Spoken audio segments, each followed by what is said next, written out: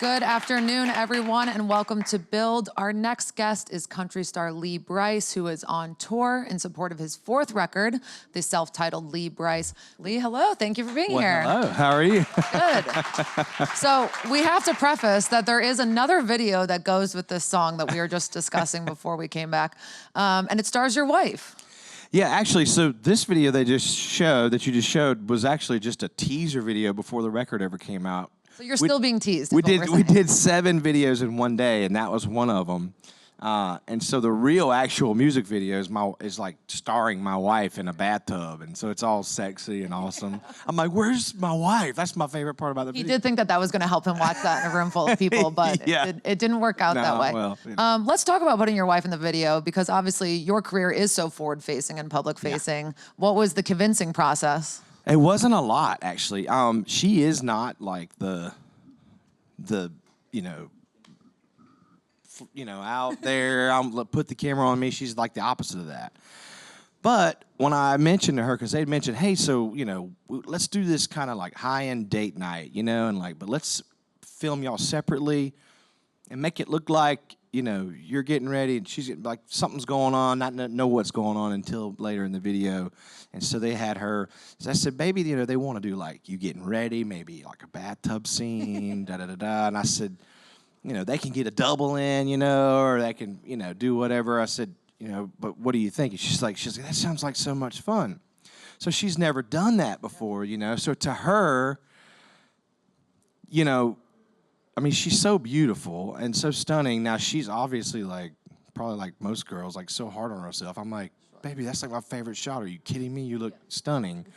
But she was in. Like, she said, I'll do it. Absolutely. So I was kind of surprised because she's like the first person to be like, I don't want to FaceTime. I don't want you to see me, or get the camera off of me. But in that environment, I guess she looked at it like, something really fun to do. And it was just, a song about us, so she wanted to be the one in it, I love, because when I first heard the song, I was thinking this is about two people who are not yet in the relationship that they're going to end up in, and then it's, maybe we should realize this energy between us. Right. Watching the video with your wife, and it becomes obvious that the fantasy for parents of 3 is some time alone from their real life. Yeah, that is the fantasy. I mean, it was kind of a hard thing to figure out what the video should be about if it wasn't going to be about exactly what the song was talking about, which I try to steer away from, like, to me, if you've got a song that's saying something and you just see it clearly in your mind, to go make a music video that's the same exact thing that you're already seeing in your mind, to me, is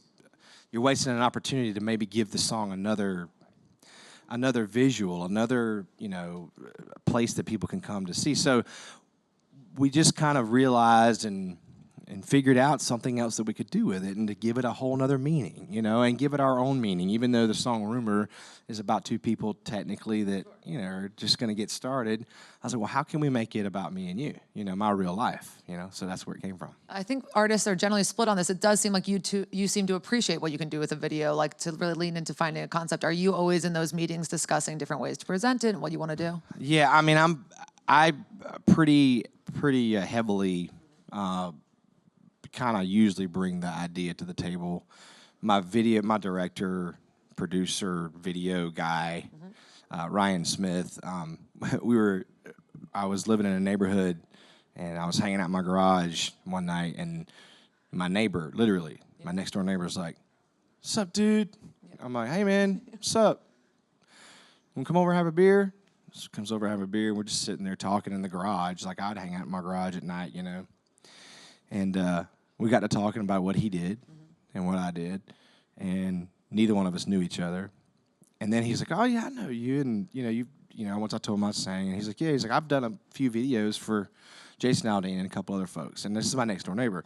So then he's like, "But I got out of videos, he's like artsy. He wants to take photos, and he wants to he just wanted to be that guy." Yeah.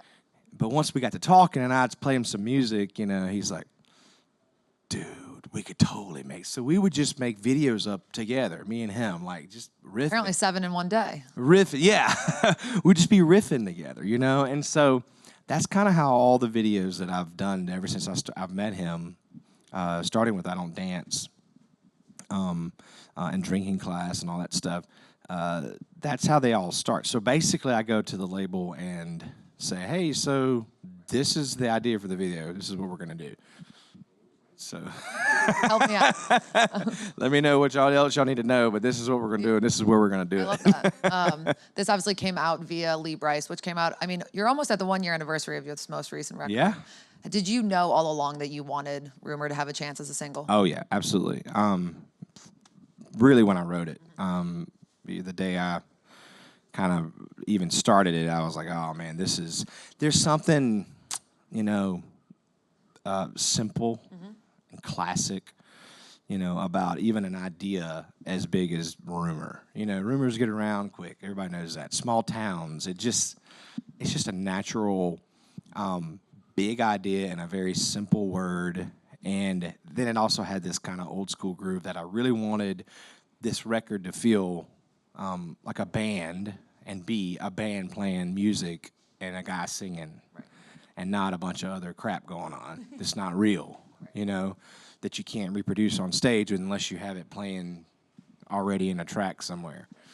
And so Rumor was like kind of the root, of this whole record and kind of the sound of it and the feel of it. So it just felt like a hit to me when we wrote it. And so it was, to me, it was going to even be the first single for a long time. You talk about wanting to have that live feel or the authentic feel. I think what we hear a lot on this record, and I know you produced it or co-produced it, so maybe you can speak to this, is your voice has a lot more of a soulful tone to it. I think it's just, maybe it's just front and center in a different way. Well, it's actually a little bit longer story than that. In fact, No. Rumor got written, and a few of these songs got written because I was going through, so I was having like these real bad vocal issues. And I was, every single night, every day, I was stressing all day because I couldn't hardly talk. And like I was just, like singing one song on stage, much less a 90-minute set, was like running up a mountain, And it happened so slowly over so many years that I didn't realize what was going on. And so I got checked out, and so I had this big polyp on my vocal cord, a huge one. And the doctor was like, look, man, I mean, I don't know how you're talking, much less singing, but you are, so, you can do this. You're going to have to get this taken care of, or you're not going to be able to talk. So I chose to go through the rest of the year, because I would have had to take a big, big leave and cancel all my shows and all that. So I got through the year, but in the process, I was singing. I had to sing so hard, right? And so I was singing these extras. So it lent itself to like these soulful, extra soulful songs. I've always loved to sing soulful stuff and like passionate stuff, but my voice breaking up and like really breaking up that much kind of came from having an injured voice. So it's kind of cool that looking back on this record, even years from now, I'll be able to kind of look at this time in my life to where I love this record, and it's a huge part of my musical career and a place in my life. But it's also marked with like a time when my voice was at its, I had a big old polyp on there, and it took everything I had to sing even very simple songs. But it did lend itself, and it's why songs like Rumor got written with that little extra soul. That's so interesting because I think obviously on a number of levels that was probably quite stressful and scary. As an artist, you wonder if your craft is gone. As a provider for a family, you wonder about all of that. Does it make you appreciate more what it is that you do and the long hours on the bus and all of those opportunities? Oh yeah, absolutely. Just the fact that I had the surgery. It was in like October or November, and so I had 8 weeks, and then I was starting a tour back, and I was stressed, and because I hadn't sang a full song yet, because you have to work that muscle back up to Olympic athlete strength, to do what we do. And so it came out. I got through those first few shows of the tour, and then it strengthened back up. And so over the last year and a half, it's so nice to be able to think about the other parts of my career and not have to sit here all day and just think about the fact that can I get through the set tonight and stress, And so it's actually really been nice to know that I can just wake up and go sing. And I don't have to like wake up and go, I wonder if I'm going to be able to sing today. You know? I'm sure you sing a little differently, a little bit more prep, a little bit more. Yeah, so I've learned a few things through that. And it was actually kind of funny because I went to go re-sing some of the stuff after my surgery because we didn't have the record out yet. I went to go re-sing some stuff like Rumor. And when I got in the studio and I started to re-sing it, once I had kind of gotten my voice back, it was cleaner, you know? Yeah. And it wasn't the same, you know? It didn't have the thing that the voice had before I had my surgery. So we left the old vocals on there, you know? And so, like I said, it was a cool stamp period in life, you know? That's awesome. I want to go maybe talk about your writing process a little bit. Yeah. You are a writer on the song, obviously, of most of your songs. I'm curious, do you need like an appointment with yourself? Like, do you need on a Tuesday afternoon, you know that those 3 hours you're going to work out some ideas? Or is it come as it goes? Like, it's just as inspiration flows? It was, you know, growing up, I've been writing since I was 10 years old. It was always just, you get an idea and like, you have to write it right then, you know? Then I got to Nashville and I learned, you know, you get up every day, you know, you go to an appointment, whether you feel like it or not, and you work. You know, you get to a process to where you can write a song every day, and it's a good song. Whether it's great or not kind of depends on those special days. You never know what you're going to get, and you get better at it over the years. But now, yeah, it's still kind of a deal to where I'm so busy with the 3 kids and all this stuff, so I actually built a studio on my bus so that when I get home, I can just be home, not go write, not go to the studio. So I'll bring maybe a co-writer out, like some of my good buddies, onto the bus for a weekend, and we just dial in. And so I know that kind of gives me the, all right, they came out here, they stopped their life to come out here for the weekend. We're going to get up and we're going to write. You know what I mean? We're going to work all day. So we do that a lot, and then we record. I've got a full drum kit and bass and everything you need right there on the bus in the studio, all the preamps and microphones and all the stuff you need right there. So I'm kind of, when I write the songs now, I go home with finished products, you know, instead of having to go home with just a phone recording of me and an acoustic guitar, and then I have to go later and re-record and get higher players and all this stuff. I get my band out on the road while I'm on the road. We play it and get it done there. Right. So that's, you know, a process has definitely changed over the years, you know. But, you know, with 3 kids at home, when I'm home, I want to be home, you know. You have spoken a lot about growing up in your home. You know, your aunts sang a lot and how formative that was for you. I'm curious what you guys do at home, speaking about when you are at home, that your kids maybe have a similar experience, or is it just that they know dad as a singer? Maybe that form. Well, they, you know, they're all different, you know. They kind of see it differently. They all have different interests. And all of them have their own little musical kind of talents, you know, or levels of interest. It's kind of funny. I think that Truly is probably going to be the most naturally she's just drawn to music. Truly is your youngest. She's my youngest and my only girl, yeah. So she's 1.5. Okay. And, you know, a song comes on, she's dancing, she's singing. She's whatever she's doing. If she's crying, she stops and she's listening.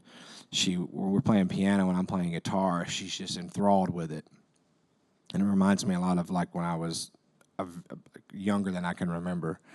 Now Dakota can sit down and kind of piddle around on the piano just because he can, and I showed him some stuff, and he's smart and he can kind of do it, and he likes to sing. And Right Girls sing, and he loves to pretend like he's writing songs, and he'll just spit out a whole lyric, you know. But they're in the trucks and, you know, and building stuff and all paper airplanes and all this kind of stuff. And so we'll see. But I think that the depths of music might be a little more in Truly than them. Well, we'll see. You know, who knows? Truly's obviously too young, but your older sons, how aware are they of like what you do? They're pretty aware, especially now. It's actually starting to kick into them that I'm gone a lot. You know, it's like I used to be like, all right, you know, I'll see you, on Monday, or I'll see you next week, or, you know, I love you, I'll see you later. And like, all right, Daddy, see you later. When they're, you know, now they're like, oh, you're like leaving again, you know. I'm sure that's fun.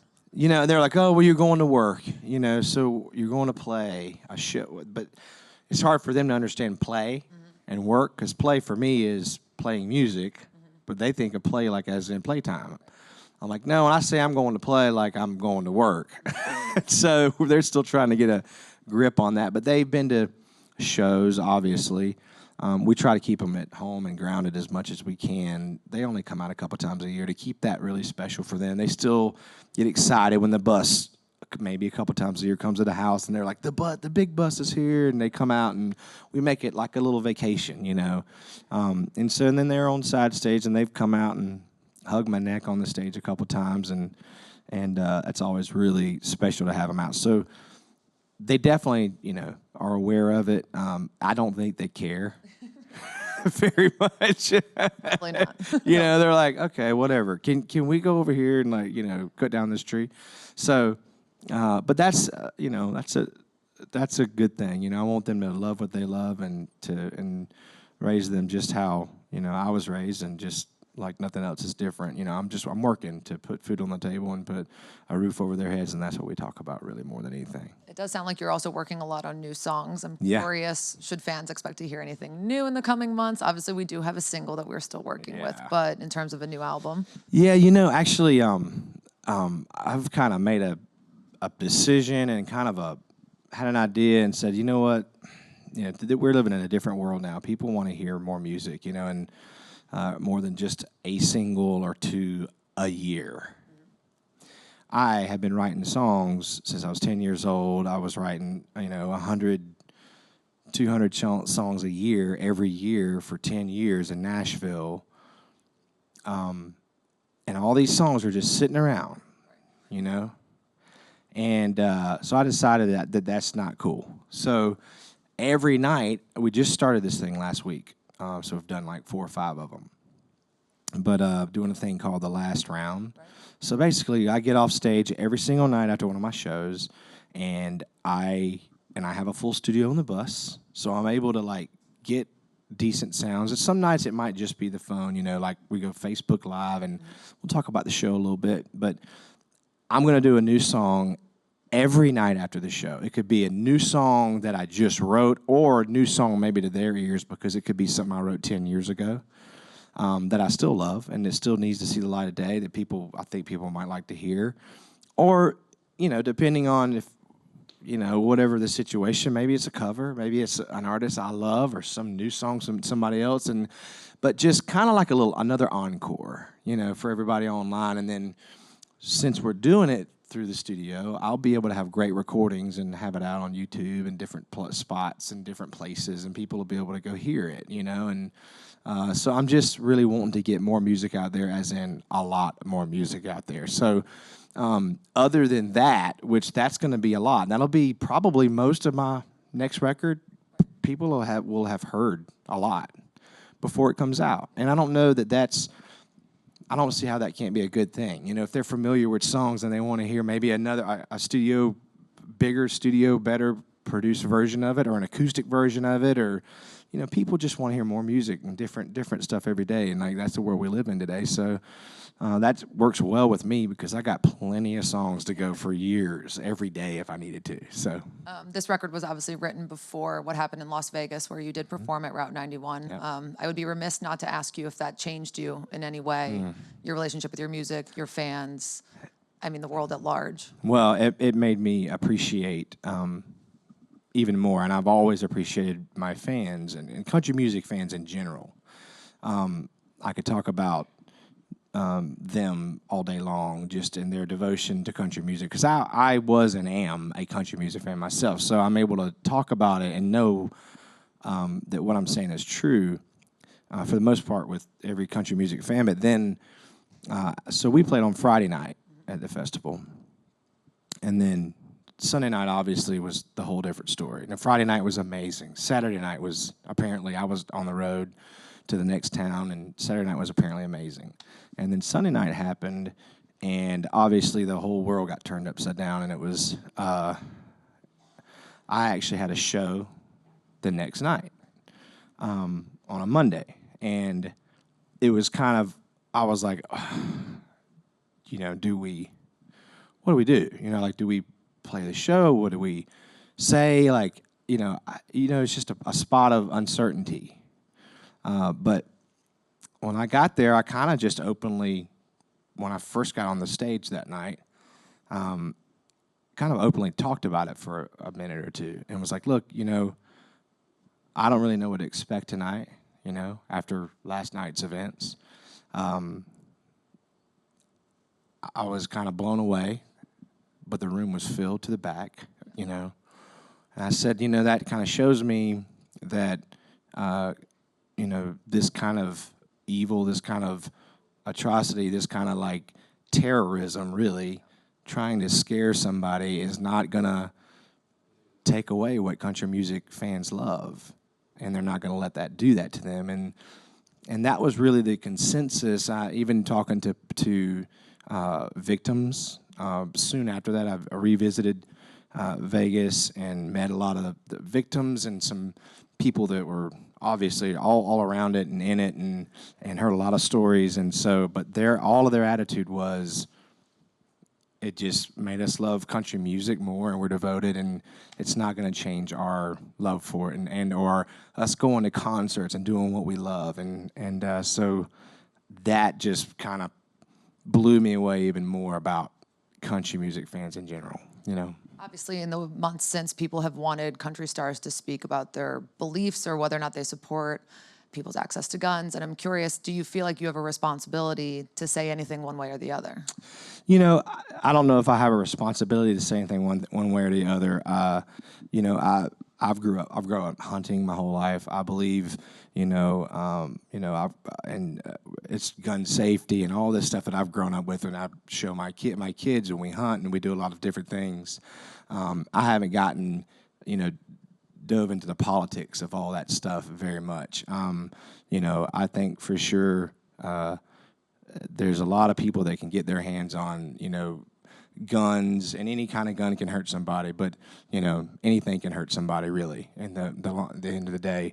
So I personally, just feel like, yes, I feel like we can always make background checks and all that stuff as good as we can possibly make them, So, I definitely support that 100%, I hate to end on a bummer note, but that's all the time I have. That's it? Yeah, I know. We've got some questions in the audience. What? So. What's going on, Lee? Hey, man. Congrats on the new album. Thank you, brother. I wanted to ask about the significance of the name. Like, this is your self-titled album? Yeah. Is there a reason behind that? Is this a new introduction to Lee Brice? Man, actually a couple reasons. Yeah. First of all, probably the first reason it was Lee Brice and not an album title of a song, because I love that. I love the art process of that. But I had 2 or 3 or 4 songs on this record that I was like, man, this whole record kind of feels like that song. That could be the album title, or that one, or that one. And so it was almost an indecision thing. Like, well, that led me to this new, I was like, this record I'm really going to keep raw, and I want it to be just me, my voice, and a band, and like nothing else covering it up, not hiding behind anything. So it's going to truly be me. And then, so there's my real reasonings behind Lee Brice. But then somebody did tell me that Metallica's third record was their first self-titled record, and it was their biggest selling record. So I was like, well, if they can do it, I can do it. One more. Hi. Hey there. I was wondering if there are any other genres of music that you would want to explore yourself, or any other genres that you'd want to fuse with country. Yeah, I mean, I love like most every genre that's out there. I mean, if it moves me, I don't see a genre at all. I just see music, and I always have. So, even on this next record that I'm making, I'm in a process right now. I've always had influences from everything from rock to pop and rap and soul and R&B and like all the influences, gospel. I mean, it's all been influences on my life, and I've always been a little just hesitant about bringing too much of that into my country record. And so this next record, I feel like I'm going to just not be, I think I'm just going to let it all out there and just like whatever I love, which is a lot of other genres. If there's a piece of those things that I've loved and I've take from them, then that's what I'm gonna do. If that's what I want, if that's what my heart, my ears want to hear, I'm gonna put it on there. And so, you know, country music these days there's genres within country music genre, you know, and to me, it's always just been music anyway.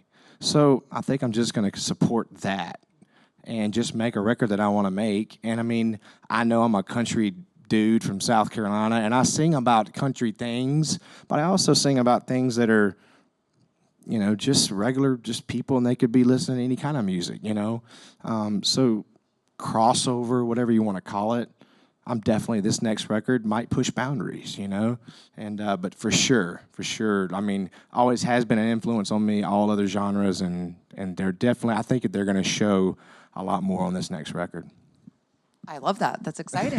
That is all the time we have for today. You guys go check out Rumor, see the other video with his wife. Yeah, like the video. The video. And thank you so much for being here. Thank you for having me. Thank you.